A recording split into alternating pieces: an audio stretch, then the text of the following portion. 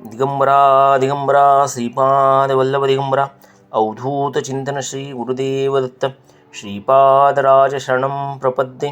अध्याय 48 श्रीपाद श्री वल्लभ चरितामृत। श्रीपाद प्रभु का स्त्री एवं पुरुषों को मार्गदर्शन। श्रीपाद प्रभु प्रत्येक बृहस्पतिवार पंचदेव पर्वत पर संग रचाते थे। प्रभु कृष्णा नदी पानी के ऊपर चलकर ही पार करते थे। प्रभु के पैर जहाँ पड़ते थे वहाँ एक पद्म का फूल उठता था। उस फूल का श्रीपाद प्रभु के निशान स्पष्ट रूप से दिखाई देते थे। यह चमत्कार कैसे घटा था, यह आकलन करना सामान्य मानव की बुद्धि के पार है। पानी पर चल के जाना यह लीला भी अपरंपार है। कुछ दिनों तक यह लीला देखने वालों को असाधारण लगती थी, लेकिन उसके बाद इस लीला की आदत सी हो गई। प्रभु अपने दरबार में कृष्णा नदी पार करके आने वाले भक्तों का भव्य स्वागत करते थे। सत्संग संध्या समय तक चलता था। उसके बाद श्रीपाद प्रभु कृष्णा नदी में चलकर नदी के दूसरे किनारे पहुंचते थे। भक्त उनका हृदय से जयकारा करते थे। रात्रि के समय वह अकेले कुरुगड्डी में रहते थे। पंचदेव पर्वत और कुरुगड्डी के बीच में केवल कृष्णा नदी का पात्र है। प्रत्येक शुक्रवार को विवाह योग्य कन्याओं को आशीर्वाद देते थे। महिलाओं को हल्दी प्रदान करते थे। श्रीपाद प्रभु स्वयं से बड़ी उम्र वाली महिलाओं को अम्मा सुमति या अम्मा अनुसया तल्ली पुकारते थे। छोटी वाली उम्र महिलाओं को अम्मा वासवी या अम्मा राधा या अम्मा सुरेखा कहते थे। स्वयं से बड़े आयु वाले पुरुषों को अय्या या नायना कहते थे। कम उम्र वाले युवकों को अरे अब्बी या बंगारू पुकारते थे। प्रभु अपने दादा के उम्र वाले वृद्धों को ताता एवं स्त्रियों को अमम्मा कहते थे। श्रीपाद प्रभु का नित्य कर्म एवं दरबार। सत्संग। बृहस्पतिवार और शुक्रवार को होने वाला सत्संग या तो पंचदेव पर्वत पर होता था या कुरुगड्डी में प्रभु के मर्जी अनुसार होता था। इतवार को होने वाला सत्संग में प्रभु अत्यंत कठिन योग विद्या संबंधित चर्चा करते थे। उस पश्चात भक्तों के हालचाल पूछकर भक्तों की समस्या एवं प्रश्न का समाधान करते थे और उन्हें निर्भयता का वचन देते थे। सोमवार के सत्संग में पुराण की कथाएं सुनाते थे एवं भक्तों की समस्याएं हल करते थे। मंगलवार का सत्संग उपनिषदों के ऊपर भाष्य करने के लिए होता था। भक्तों की समस्याएं एवं उपाय सुलझाते थे। बुधवार को वेद और वेदांत का अर्थ होता था। बृहस्पतिवार को गुरु संबंध में कथन होता था। उसके पश्चात भक्तों की समस्या सुनना और उनका समाधान होता था। इस दिन खास खाना पकाया जाता था और भरपेट परोसा जाता था। इस खाने की सबसे बड़ी विशेषता थी कि प्रभु अपने हाथों से परोसते थे और खिलाते भी थे। यह दृश्य अवर्णनीय था। अन्न और धन की कभी कमी नहीं थी। शुक्रवार को सत्संग में श्री विद्या के ऊपर चर्चा होती थी और विधि पूर्वक हल्दी का प्रसाद दिया जाता था। शनिवार को शिव आराधना संबंध में बोध कराया जाता था। श्रीपाद प्रभु का सत्संग जिसे प्राप्त हुआ वह व्यक्ति बहुत भाग्यवान है। श्रीपाद प्रभु के भक्त सब्जी, ज्वार, रागी या मड़वा और खेती में उगा हुआ अनाज लाते थे। प्रतिदिन अन्नदान कराया जाता था, परंतु बृहस्पतिवार को विशेष अन्नदान कराया जाता था। उस दिन विशेष पदार्थ पकाया जाता था और परोसा जाता था। भक्त उसका प्रसाद रूप में आनंद से स्वीकार करते थे। श्रीपाद प्रभु का हृदय नवनीत की तरह मुलायम था। भक्तों के दुख उनसे देखे नहीं जाते थे।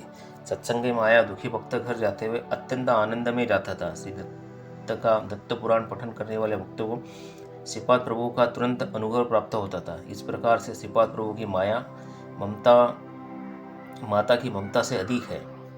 रात्रि समय में कुरुगड्डी में रहने की अनुमति नहीं थी, लेकिन मेरे साथ आए हुए वृद्ध सन्यासी को प्रभु ने रहने की आज्ञा दी। दूसरे दिन प्रभु ने वृद्ध सन्यासी को काशी जाकर रहने की आज्ञा दी और अंत समय तक वही रहने का आदेश दिया। खाने के बर्तन साफ करना, खाना पकाना, आए हुए भक्तों की व्यवस्था करना यह मेरा काम था। दरबार में किसी भी वक्त आने वाले भक्तों को भोजन मिलता था। जो भक्त भोजन करके आते थे उन्हें प्रसाद रूप में भोजन स्वीकार करना जरूरी था। जब पकाए हुए भोजन की मात्रा भक्तों की संख्या के सामने कम पड़ती थी, उस वक्त प्रभु अपने कमंडल से जल अन्न पर छिड़कते थे। अन्न कभी कम नहीं पड़ता था। श्रीपाद प्रभु की अपरंपार लीला। रात्रि समय अनेक देवता विमान से आते थे और प्रभु की सेवा करते थे। सुबह महाप्रभु का आशीर्वाद लेकर अपनी जगह लौट जाते थे। कभी हिमालय से योगी आते थे, वे भी पानी के ऊपर चलकर आते थे। उनका देह तेजों में रहता था। उन भक्तों को प्रभु अपने हाथों से खाना परोसते थे।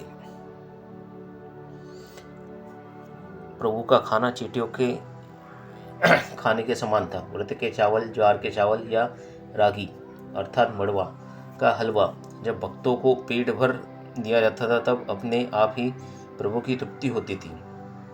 रविदास नाम का एक रजक था। प्रभु की वस्त्र धोने का भाग्य उसे प्राप्त था। श्रीपाद प्रभु के दर्शन पश्चात भी गलत संकल्प आने उसे तकलीफ देती है। इसका उपाय ढूंढने के लिए श्रीपाद प्रभु के चरणों में आश्रय लिया। प्रभु कहने लगे, अनेक अपने पूर्वजों का विधिमान्य द्वारा शास्त्र करने से उन्हें शांति प्राप्त होगी और मुक्ति भी मिलती है। 8 दशाओं के वर्णन से जाकर अपने धर्म एवं कर्म अनुसार व्यक्ति को अपना फल प्राप्त करना पड़ता है। पक्षपात का इसमें सवाल ही नहीं। आज प्राप्त हुई अच्छी दशा कल प्राप्त होगी यह कहना कठिन है। मेरे आने वाले अवतार में मुझे कठिनता से जाना होगा। अनेक जन्मों के पुण्य प्राप्त करने के बाद श्रीपाद प्रभु के दर्शन का लाभ होता है। इस समय का पूर्ण लाभ उठाना चाहिए। ऐसा मौका गंवाने के बाद अनेक जन्मों तक सद्गुरु का दर्शन होना कठिन है। इस विशाल संसार में 1,25,000 महासिद्ध पुरुषों में उनके वो अंश रूप से रहने वाले भक्तों को उनका आश्रय प्राप्त होकर अनुग्रह मिलता होता है और उसी द्वारा इस संसार को इन्हीं भक्तों का आधार रहता है। श्रीपाद प्रभु के केवल संकल्प मात्र से सृष्टि का निर्माण, चलन और अस्त होता है। भक्त जब अपने गुरु को प्रणाम करते हैं तब वे वह प्रणाम अपने गुरु तक पहुंचाते हैं। इस तरह गुरु को किया हुआ एक प्रणाम अनेक गुरुओं तक पहुंचता है। देवों को अगर क्रोध आया तो भी गुरु उस क्रोध से भक्त की रक्षा करते हैं। प्रत्येक शिष्य को गुरु का आशीर्वाद प्राप्त होता है। गुरु की आराधना से ये लोक और परलोक की प्राप्ति होती है। श्रीपाद प्रभु के सारे भक्त शुद्ध भाव वाले हो जाते हैं। हृदय में भगवान का स्मरण करते हुए कर्म का आचरण। गुरु गुड्डी का विशेष महिमा नित्य क्षेत्र समान है। यहाँ पर स्थित देव जागृत अवस्था में है। यहाँ अनेक देवता, महर्षि, महापुरुष गुप्त रूप से रहते हैं। उनका स्थान भी पक्का है।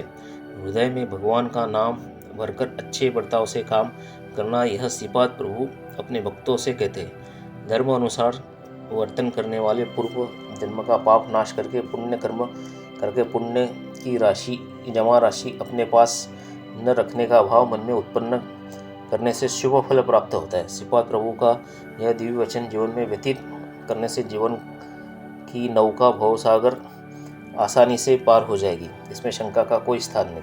श्रीपाद श्री वल्लभ जी का जय जयकार। अवधूत चिंतन श्री गुरुदेव दत्त।